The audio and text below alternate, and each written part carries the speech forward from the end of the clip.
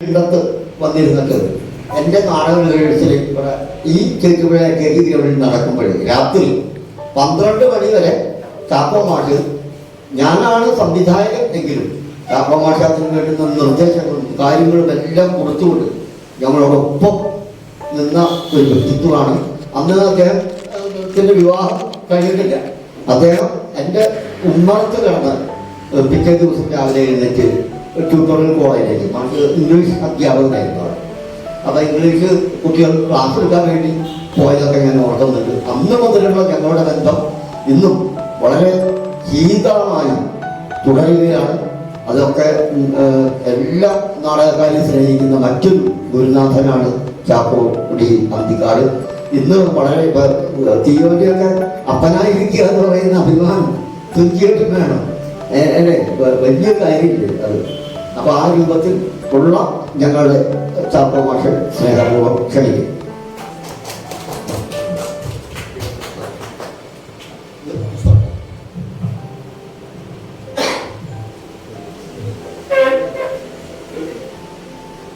സുഹൃത്തുക്കളെ, എന്തായാലും ഒരു കഥയുടെ ശക്തമായിട്ടുള്ള ഒരു കഥയുടെ അവതരണത്തിന് മുമ്പ് എൻ്റെ തന്നെ ഒരു നാടക കളക്ഷൻ മുതിർന്ന ചേർക്കുമ്പോഴേക്ക് തന്നുകൊണ്ട് പ്രതികരണങ്ങൾ എന്ന് പറയുന്ന ഒരു കളക്ഷനാണ്.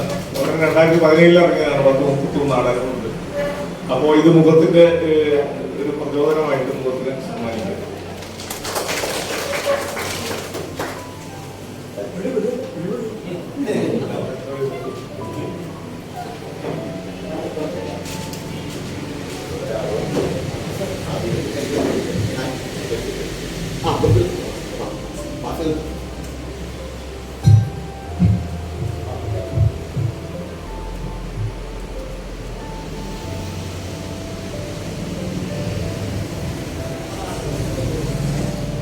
മുഖത്തിന്റെ മുഖം ചേറ്റുപുഴ, അതിന്റെ ചരിത്രം 10-40 വർഷത്തെ ഉള്ള ചരിത്രം ഉണ്ടെങ്കിലും ഒരു വാട്സാപ്പ് കൂട്ടായ്മ 4ാം വാർഷികമാണ്.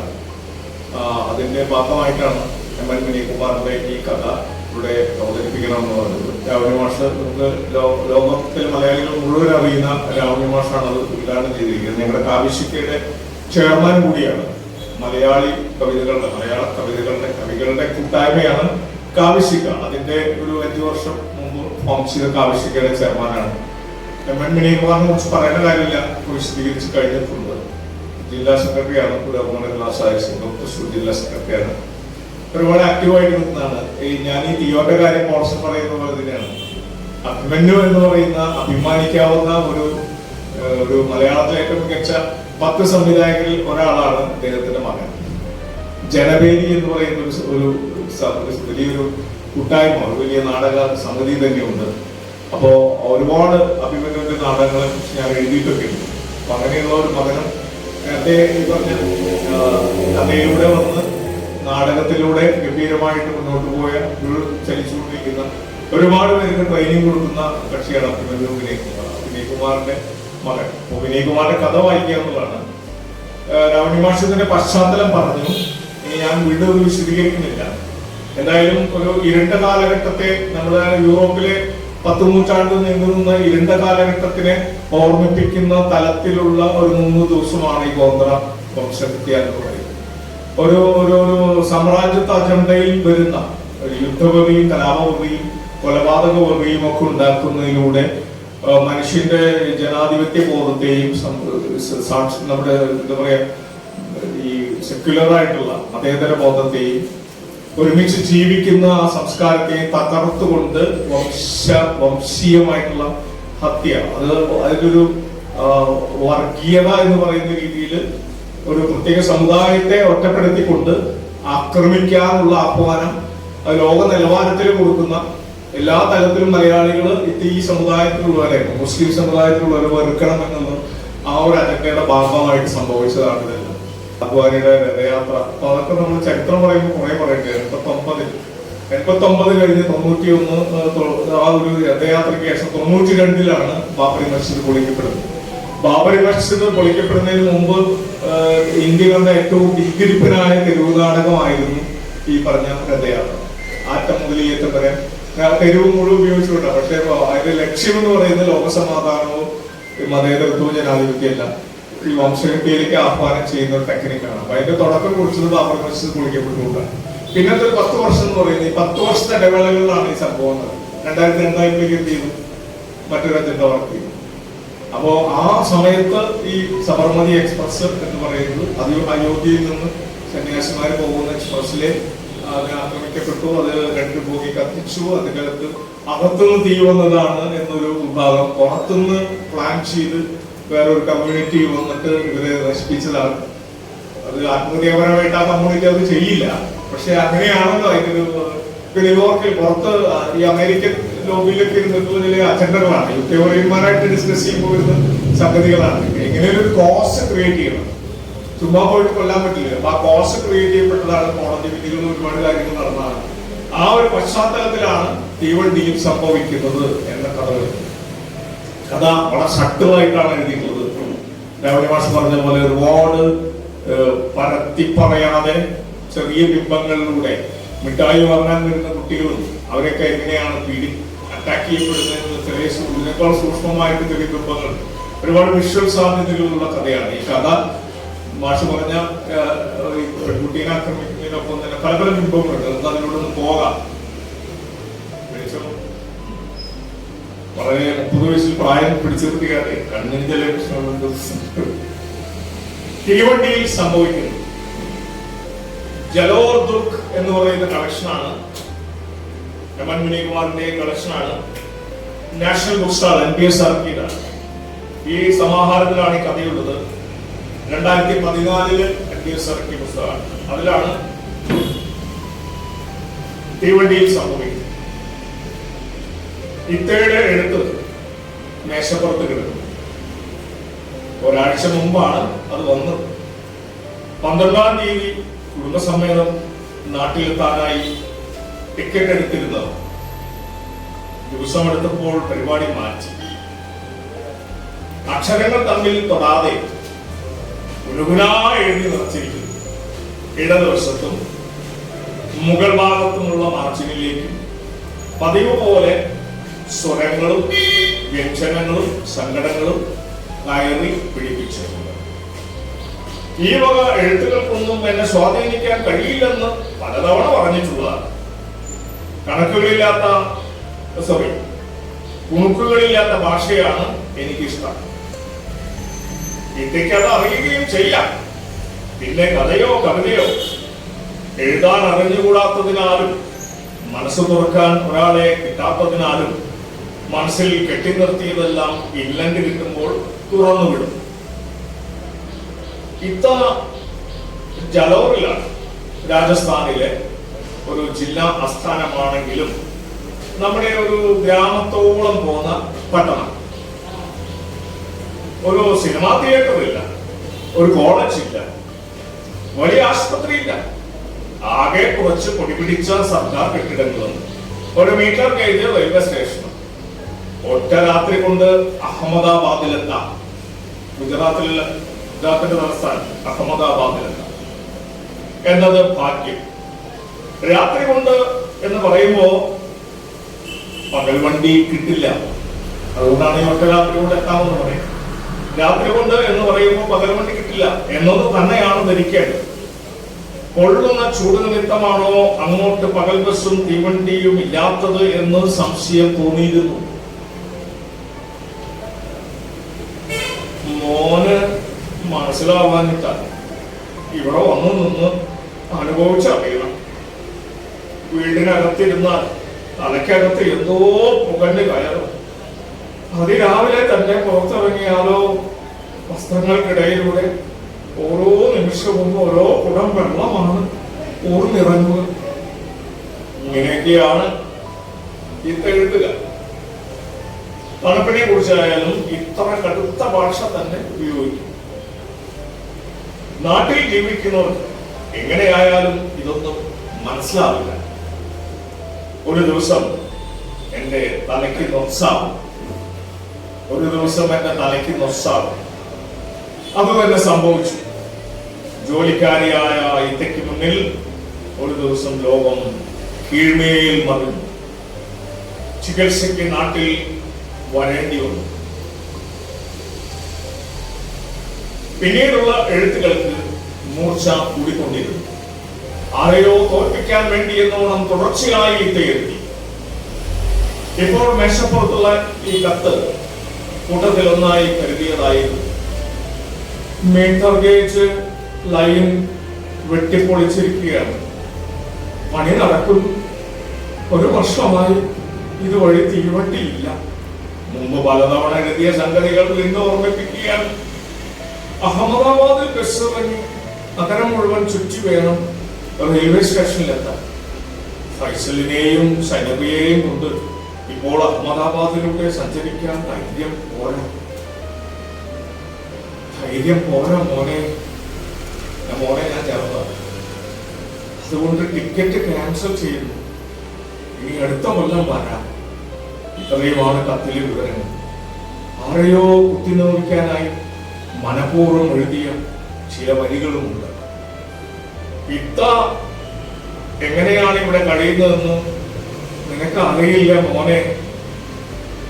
മൊന്തറയെന്നും സബർമതിയെന്നും മറ്റും പത്രങ്ങളിൽ വായിക്കുമ്പോൾ നിങ്ങൾ അവിടെയായിരുന്നു എന്താണ് മനസ്സിലാക്കുന്നതെന്ന് എനിക്ക് അറിഞ്ഞുകൂടാ.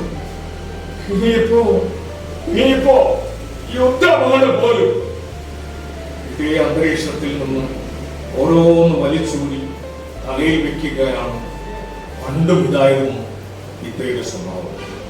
യാത്ര മാറ്റിവെക്കുന്ന വിവരത്തിനെ കത്തെഴുതിയത് ഉമ്മ കണ്ടിട്ടില്ല.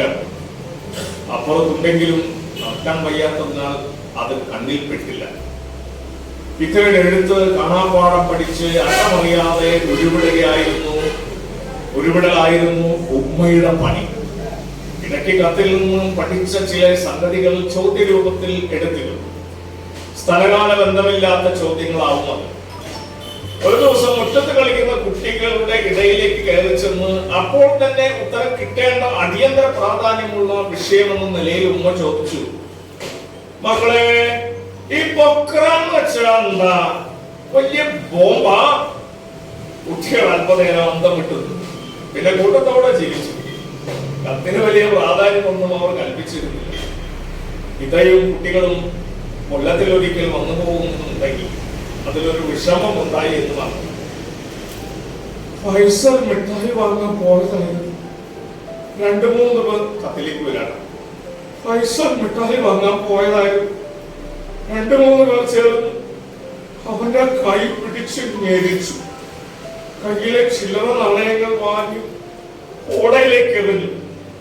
ഇനി മിഠായി വാങ്ങിക്കാൻ വരടാ നായന്റെ മോനെ എന്ന് പേടിപ്പിച്ചു വിടുകയും ചെയ്തു.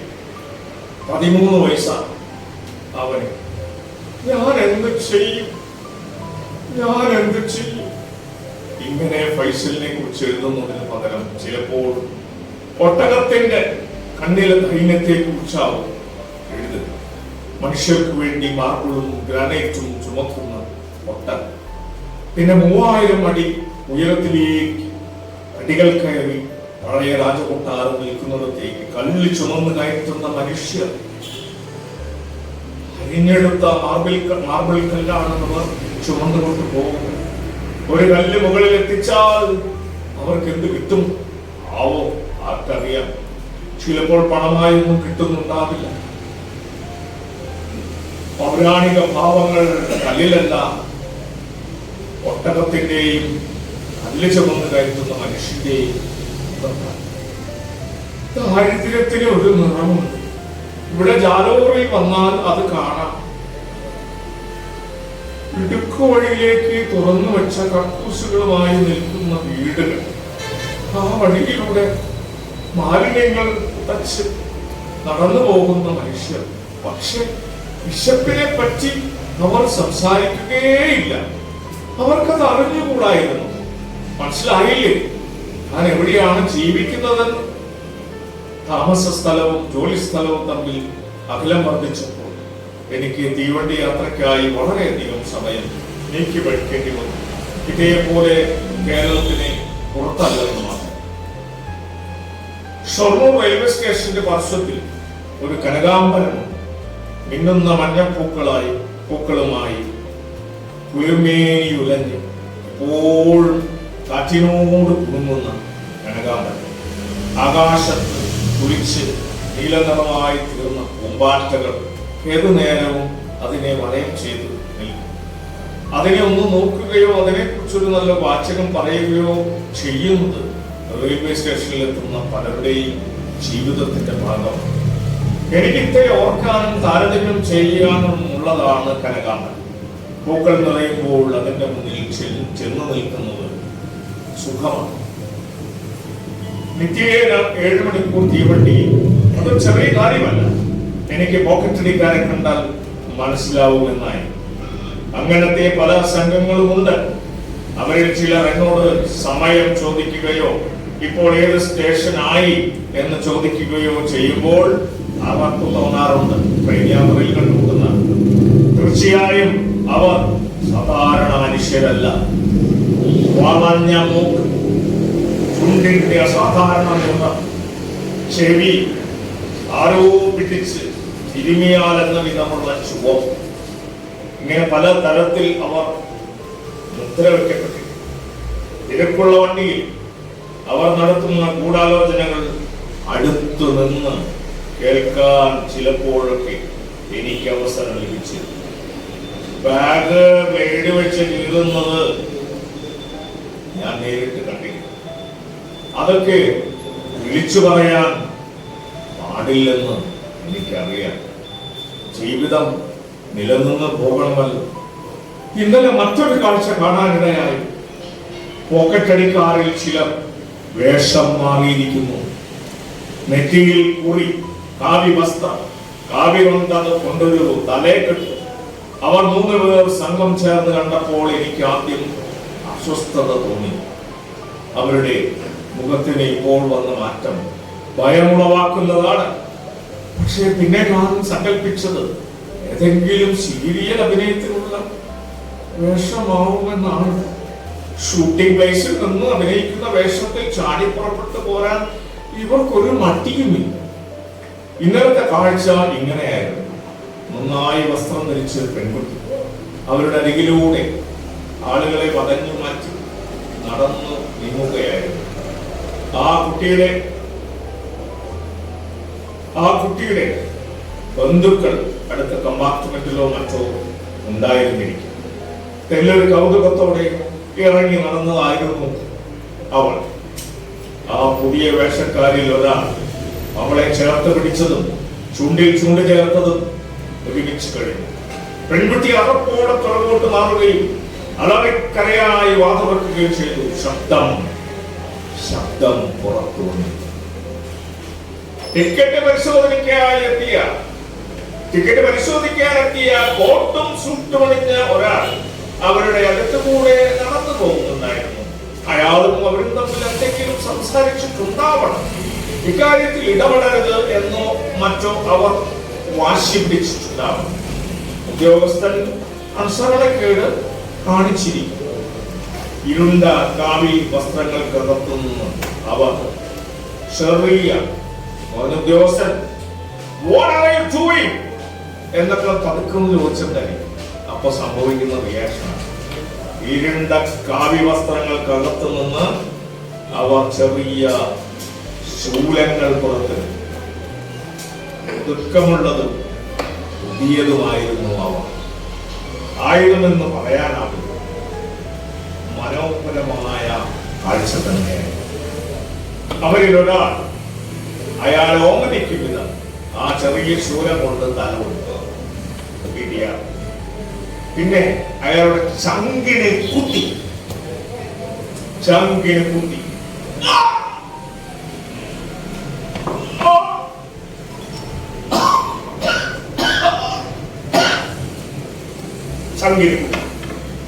ചോര പൊട്ടിച്ചാടി വാതിൽക്കൽ നിന്ന് അയാൾ പുറത്തേക്ക് വീഴുകയും ചെയ്തു. ഈ ചെയ്തികൾക്ക് അല്പസമയമേ വേണ്ടി വന്നു.